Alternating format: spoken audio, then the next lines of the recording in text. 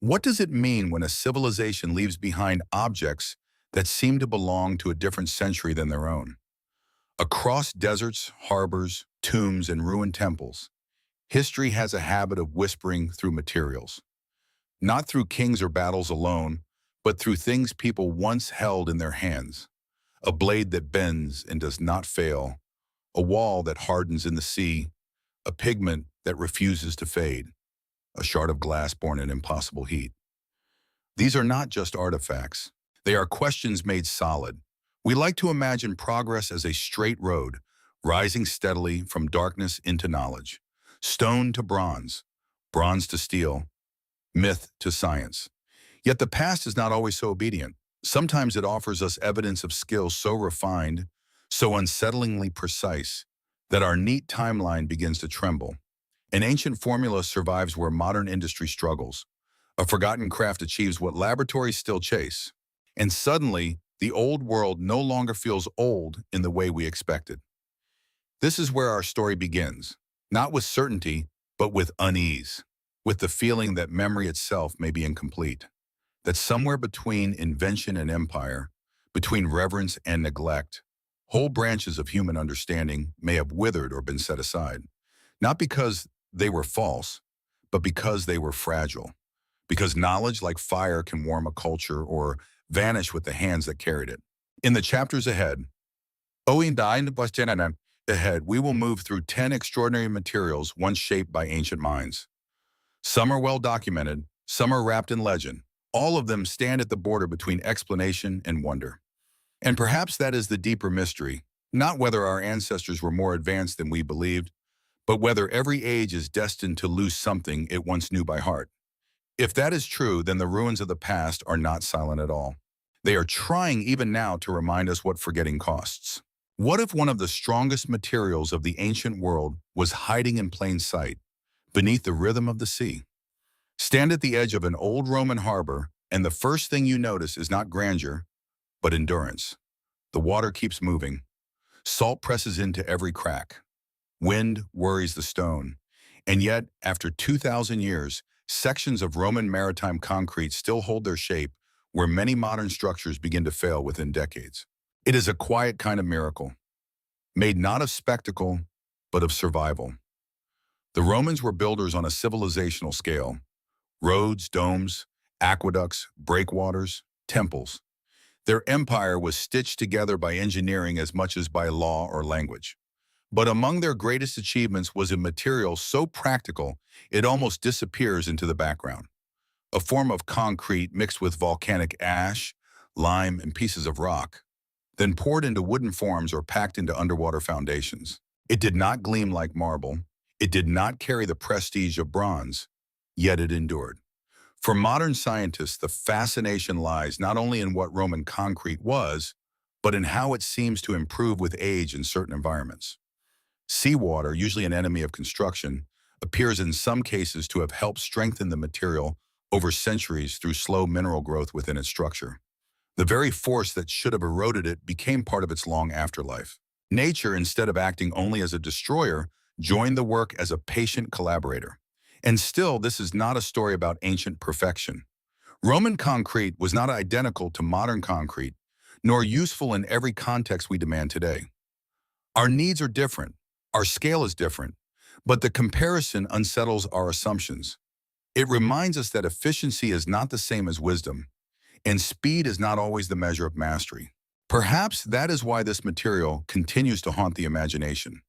It asks a question larger than engineering. When did we begin building more for immediacy than for time? And what would change if we once again treated durability not as a luxury, but as a form of respect for the future? How do you lose a metal that once seemed to carry the night sky inside it? Imagine a blade drawn slowly from its sheath, not polished into vanity, not decorated for ceremony, but alive with a faint, watery pattern that catches the light like ripples on a dark river. For centuries, Damascus Steel occupied a place between tool and legend. It was praised for strength, flexibility, and an edge fine enough to enter memory as much as history. Whether every tale told about it was true matters less than the fact that people believed they were holding something rare, metal shaped by knowledge that could not be improvised. Its name evokes the old trading city of Damascus, where such blades were bought and admired, though the deeper story likely stretches across regions and cultures. Through Indian woot steel, skilled smiths, long trade routes, and metallurgical intuition refined over generations. The achievement was not magic.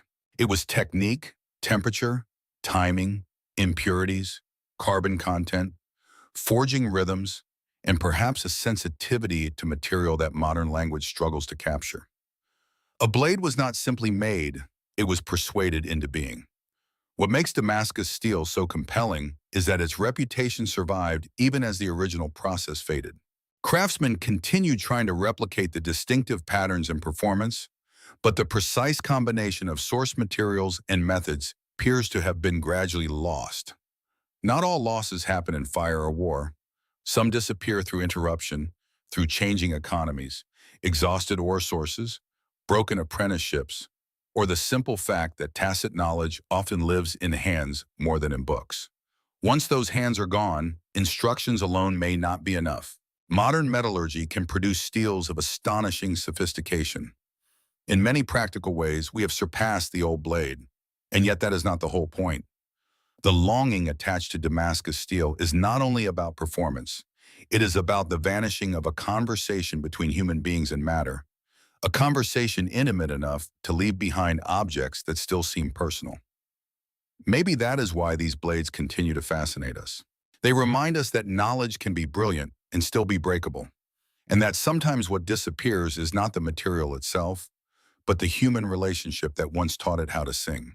What kind of fire leaves behind glass where no furnace stood? In the Egyptian desert, among stretches of sand that seem almost untouched by history, there exist pale yellow fragments of natural glass scattered across the landscape. They are beautiful in an austere way, translucent, wind-worn, the color of old sunlight.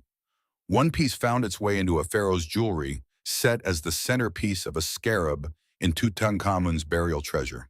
Long before modern geology explained it, people recognized that this substance did not feel ordinary. It looked as though the desert itself had once melted. Today we call it Libyan Desert Glass, and its existence points to an event of almost unimaginable heat. Somewhere in the distant past, a meteor exploded in the atmosphere or struck with enough force to raise the temperature of sand beyond its familiar limits, fusing it into glass across a wide area. No human workshop made it. No artisan mixed ash and lime.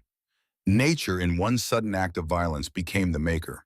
And yet the mystery is not only scientific, it is emotional. There is something haunting about the idea that an object worn close to the body of a king was born from catastrophe older than memory, from a flash so intense it briefly erased the boundary between earth and sky. Ancient people may not have understood the full mechanism, but they understood significance. They gathered these fragments, shaped them, treasured them. They turned a remnant of cosmic impact into ornament, meaning, and ritual presence. Modern science can describe the temperatures, the shock, the silica, the probable chain of events. It can place the glass within planetary history, but explanation does not exhaust wonder. If anything, it deepens it. The material becomes not less mysterious, but more intimate to the universe. A jewel becomes evidence that human culture has always lived beneath forces far larger than itself, and has always answered them by making beauty. Perhaps that is the real story hidden in the glass. Not that the ancients possessed secret powers, but that they recognize what modern life often forgets. Sometimes the world gives us something born from ruin, and our task is not to control it, but to understand what meaning can be made from what falls out of the stars. How do colors survive where even stone begins to surrender? High in the Andes, where sunlight falls hard and thin air sharpens every edge, there are walls that seem to remember brightness long after they should have gone mute. On certain ruins, beneath moss and dust, traces of red, ochre, and blue still cling to the surface with improbable calm, not loud, not fresh, but present in a way that feels almost defiant, as though the mountain itself has been holding its breath for centuries. For archaeologists, ancient paint is usually a fragile thing. It fades, powders, peels away under moisture, wind, and time.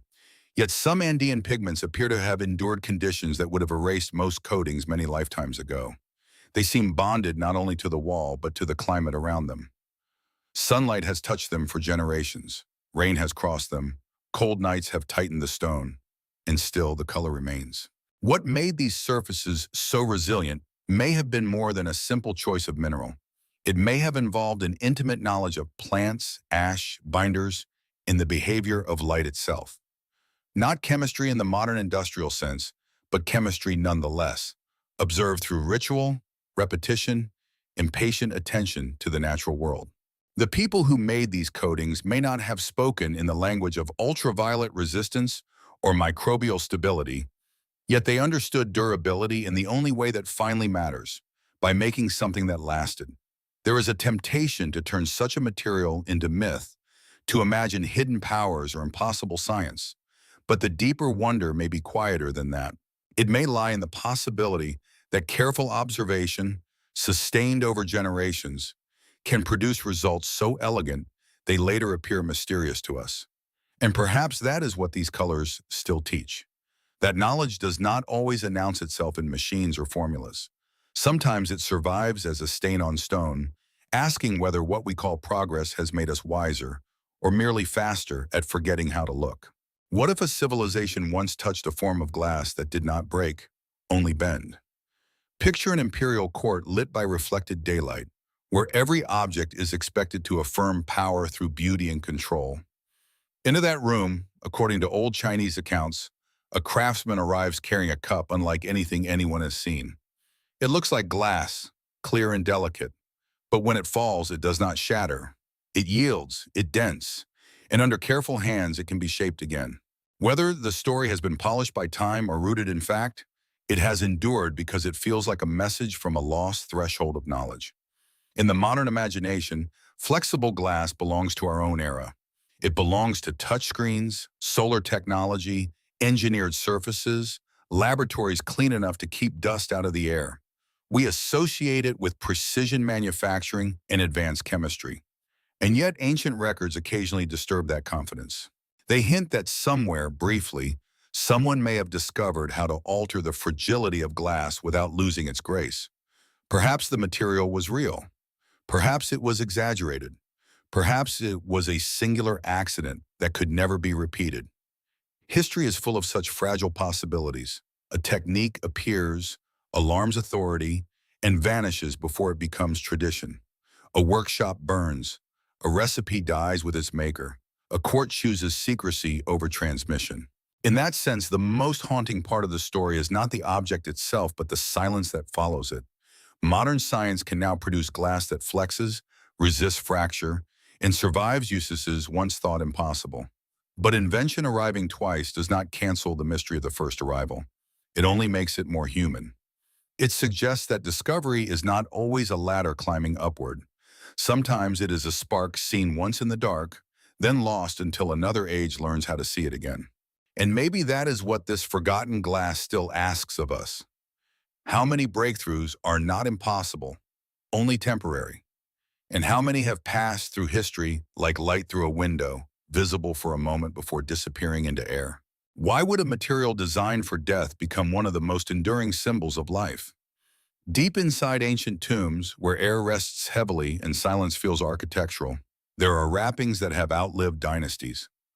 Linen darkened by oils and resins, surfaces hardened by time, a human form preserved not by accident, but by intention. Egyptian mummification is often remembered as ritual, theology, or spectacle.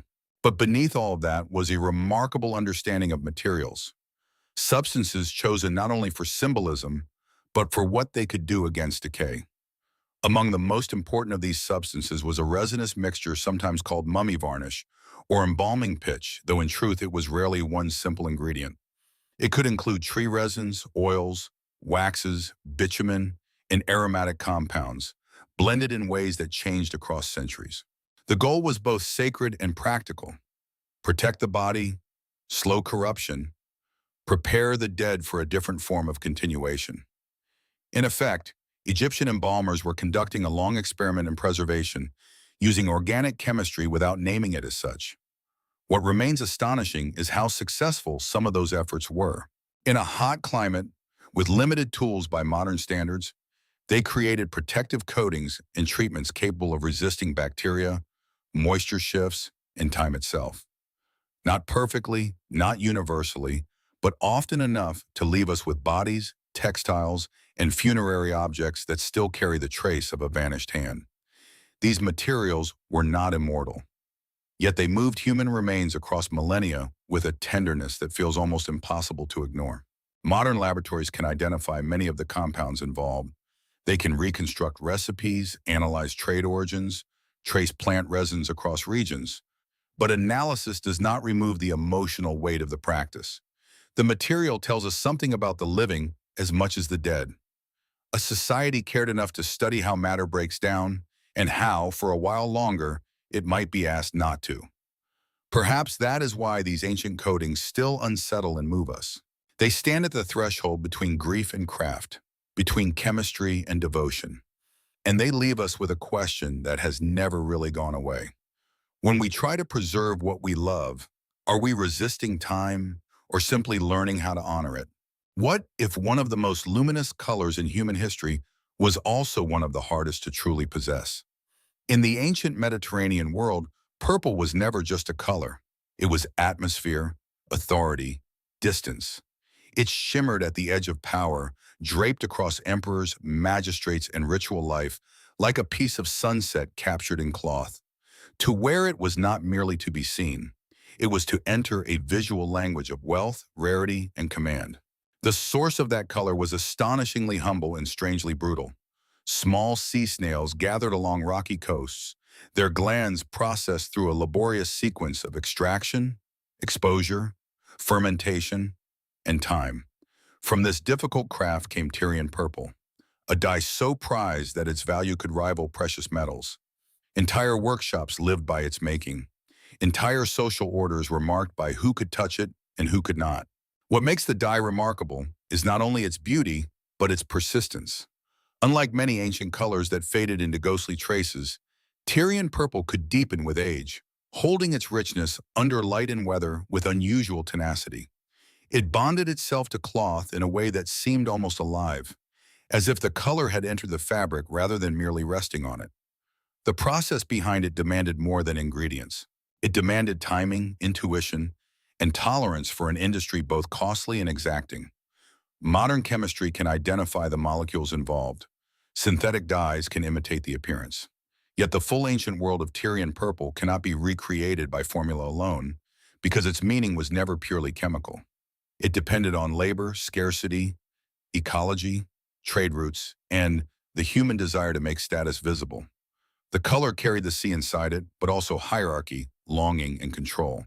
And that may be why its memory still lingers. Tyrian purple reminds us that materials do more than solve practical problems. They help societies imagine value. They tell us what is worth effort, what is worth protecting, and what people are willing to build entire systems around. In the end, the mystery is not just how the dye was made. It is why human beings have always been so eager to turn beauty into power and power back into beauty. What if the clearest window into the ancient world was also one of its most carefully guarded achievements? In the ruins of Roman villas and along the buried edges of old cities, archaeologists sometimes uncover panes so clouded by age that they seem at first unremarkable. But look closer and another story emerges. These were not crude openings filled with rough transparency. In some places, Roman glassmakers were producing sheets and vessels of striking refinement, objects that softened light, shaped space, and suggested a mastery far beyond simple ornament. Glass had existed long before Rome, but the Roman world changed its scale, its circulation, and its intimacy with daily life. Bowls, bottles, mosaics, windows, cosmetics jars, lamps. With the spread of glass blowing and other methods, a once rare material became more accessible, yet no less astonishing. Sand, ash, heat, breath. A brittle substance was coaxed into forms both useful and beautiful, and behind that transformation stood an understanding of furnace control, raw materials, and craft discipline that modern observers still admire. Some ancient formulas produce clarity and color effects that remain difficult to duplicate exactly. Not because modern science lacks power, but because the original conditions were bound to local sands, trace minerals, fuel sources, and workshop habits now gone. A recipe written down is never the whole recipe. The flame matters, the impurity matters, the eye of the maker matters. Ancient glass was not one invention, but a living tradition, shaped by countless small decisions that rarely survive in text. That is what gives it its emotional force. Glass is a material of thresholds. It separates while allowing vision. It protects while inviting wonder. To place it in a window is to change how a room meets the world. To pour it into a vessel is to give form to light itself. The Romans understood that, even if they would have named it differently. Perhaps that is why their glass still feels so modern. It carries a familiar human impulse to make something fragile serve permanence, to hold brightness in the hand, to domesticate transparency without ever fully taming it. And in that effort, as in so much else, the ancient world feels less distant than we imagine. What if the most enduring knowledge is the kind hidden in plain sight, inside a humble blade of grass? Along riverbanks and in marshes, papyrus once rose in thick green stands, swaying in heat and wind as if it belonged only to landscape. Yet from that plant came one of the foundational materials of civilization. In ancient Egypt and across the Mediterranean world, papyrus became page, archive, ledger, prayer, law, memory. It carried taxes and love letters, trade records, and sacred words. Before libraries were stone, they were fiber. The making of papyrus seems almost simple when described from a distance. Cut the stalk, slice the pith into strips, lay them in crossing layers. Press, moisten, dry, smooth. But true simplicity and craft is often the surface expression of long experience. The strength, flexibility, and writing quality of the finished sheet depended on more than the plant alone. It depended on timing, water, pressure, alignment, polishing, climate, and hands trained to notice when a sheet was right. It was agriculture becoming technology, and technology becoming culture. Modern people can make paper more cheaply, more uniformly, more abundantly. Yet authentic ancient papyrus remains difficult to reproduce in exactly the same way, especially at the level of texture and durability seen in the best surviving examples. The Nile's ecology mattered. The specific species mattered. The local conditions mattered. As with so many vanished crafts, the material was never separable from the world that produced it. To lose one was, in some sense, to lose both. There is something quietly moving about that. We often celebrate monuments, metals, and machines, but whole civilizations may depend just as deeply on softer things: fibers, pigments, binders, threads. Papyrus reminds us that memory itself requires matter. Even thought once written must lean on a surface. Ideas do not float free of the world. They need something fragile to hold them. And perhaps that is the deeper lesson of this ancient sheet. Human knowledge survives not only because minds create it, but because materials agree to carry it. When they fail, memory narrows. When they endure, voices cross centuries. The question is not only what the ancients wrote, but what made it possible for us to hear them still. What if an empire's greatest secret was not a weapon, but a fabric so prized that people cross continents to touch it? There are few materials in history that have inspired as much longing as silk. Before most of the Western world understood how it was made, silk arrived as a mystery, light in the hand, cool against the skin, radiant without glitter. It moved along caravans and sea routes like a rumor made visible. In Rome and Persia, in distant courts and markets, it seemed almost unnatural that a cloth so delicate could also be so strong. For ancient China, silk was more than luxury. It was industry, diplomacy, artistry, and guarded knowledge. The process that transformed the cocoon of the silkworm into flowing thread required precision at every stage: cultivating mulberry leaves, raising the worms, protecting them from temperature shifts, unwinding the filaments without breaking their continuity, then weaving them into cloth whose beauty depended on both discipline and touch. This was not simply textile production. It was a patient collaboration between human hands and another living creature. The reason silk belongs in a story about ancient materials that still inspire awe is not because modern people cannot make it. We can. But the older world surrounding silk, the secrecy, the local ecosystems, the embodied knowledge of rearing and reeling, the sense that a fabric could hold state power inside it, has largely vanished. In antiquity, silk was not only material, it was controlled revelation. To possess it was to participate in a chain of knowledge stretching from insects and leaves to emperors and trade routes. Its power lay in contradiction. Silk was soft yet resilient, intimate yet political, light enough to float in the imagination, valuable enough to alter economies. It crossed borders while the method of its making remained closely protected for centuries, as if the fabric itself were carrying a secret no one could fully read. And maybe that's why silk still feels symbolic even now. It reminds us that some of humanity's most transformative technologies do not arrive as engines or walls, but as threads. Fine, nearly invisible threads that bind together biology, labor, desire, and identity. In the end, the mystery of silk is not just how it was made, it is how something so gentle became one of history's strongest forces. What if the most mysterious substance of the ancient world was not built to last forever, but to transform forever in our imagination? In old texts and later legends, there appears a material that hovers at the border of chemistry and dream: Greek fire. It was said to burn on water, to cling to ships, to turn battle into terror, and the sea into a field of moving flame. For the Byzantine Empire, it became less a single invention than a symbol of guarded advantage, a weapon wrapped in secrecy so carefully that even centuries later, its exact composition remains uncertain. Accounts describe bronze tubes mounted on ships, siphons projecting liquid fire, enemies watching in disbelief as ordinary methods of extinguishing flame failed. Whether every description is precise is impossible to know.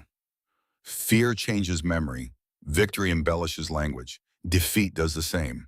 Still, something real stood behind the stories. Some combination of petroleum products, resins, sulfur, quicklime, or other compounds may have produced an incendiary mixture unlike anything rival powers could easily copy. What makes Greek fire enduringly fascinating is not only its destructive power, but the architecture of secrecy around it. Here was knowledge treated almost like sacred inheritance, entrusted to limited circles, preserved through state control, and perhaps altered or obscured over time. In that sense, its disappearance tells us as much as its existence. Knowledge locked too tightly can survive for a while as privilege, but it may perish as tradition. What is protected from enemies may also be lost to descendants. Modern science can propose formulas. Historians can compare sources, test possibilities, narrow the field. Yet the exact ancient experience remains out of reach. We know enough to imagine the glow on black water, the panic of oarsmen, the moral unease of a technology designed not just to defeat, but to overwhelm the senses. And perhaps that is why the subject remains so alive. Greek fire is not just a weapon from the past, it is a lesson about the double edge of invention itself.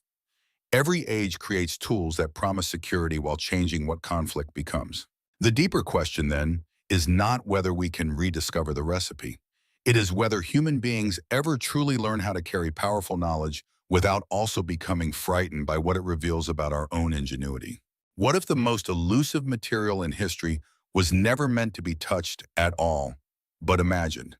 In medieval and early modern laboratories, beneath vaulted ceilings blackened by smoke, alchemists bent over furnaces with a devotion that looked half scientific and half spiritual. Their benches held minerals, acids, salts, metals, glass vessels, coated notebooks. They were searching for many things at once: healing, transmutation, purification, understanding. And at the center of that searching stood the philosopher's stone, a substance said to perfect matter, transform base metals into gold, and perhaps even extend life. Whether anyone truly believed in it in a literal sense, it is less important than the fact that generations were willing to pursue it. To modern ears, the philosopher's stone can sound like fantasy, a relic of pre-scientific confusion. But that judgment is too simple. Alchemy, for all its errors in symbolic language, was also an early theater of experimentation. It taught people to heat, distill, dissolve, precipitate, observe change, record outcomes, and wonder whether nature was governed by hidden relationships waiting to be uncovered. The stone may never have existed as a real material, Yet the search for it helped refine the habits of mind that would eventually lead elsewhere to chemistry, metallurgy, medicine, and the disciplined study of transformation. That is why it belongs in this story. Among ancient and vanished substances, the philosopher's stone is different. It is not lost because the recipe disappeared. It is lost because it may always have been partly metaphor, a dream of ultimate coherence in a fractured world, a hope that decay could be reversed, impurities removed, ordinary matter redeemed into something brighter. In that sense, the stone reveals less about what people knew than about what they longed for. And perhaps that longing has not left us. We still search for universal solutions, miracle materials, elegant keys that will unlock disorder and promise renewal. The language has changed. The laboratories are cleaner, but the human impulse remains familiar. So maybe the philosopher's stone was never a failed invention. Maybe it was a mirror, a way for each era to see how deeply it wants transformation and how willing it is to believe that somewhere, hidden within the world, there might still be one last secret capable of changing everything. What remains after the formulas fade, the workshops fall silent, and the names of the makers are carried off by time? By now, these materials have begun to feel like more than substances.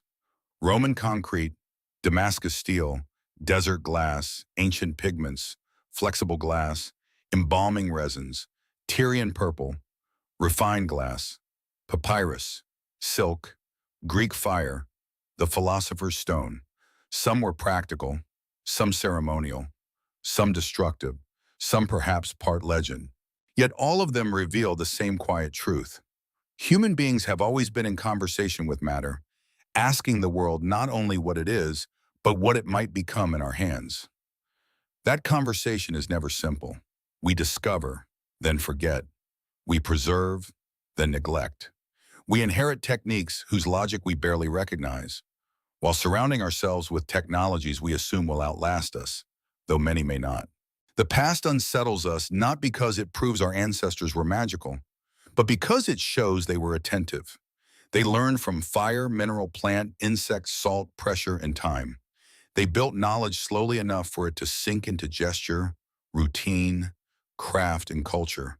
And sometimes that makes their achievements feel strangely intimate, as if what was lost was not just information, but a way of paying attention. There is humility in that realization. Not every disappearance is a tragedy. Some methods vanish because better ones arrive. Some legends grow larger than the facts beneath them. But even then, the emotional force remains. These stories remind us that progress is not merely accumulation, it is also memory. And memory, whether in a civilization or a person, is never complete. So the final question is not whether modern science will recreate every ancient material. In many cases, it may. In some, it already has. The deeper question is what we choose to carry forward when we do. Will we preserve only efficiency or also patience? Only power or also reverence? Only the result or the human care that once made the result meaningful? Perhaps that is what the old world still offers us. Not a set of miracles, but an invitation to look more closely and to value what endures, and to remember that every age, including our own, is leaving behind clues about what it loved, what it feared, and what it was trying not to forget.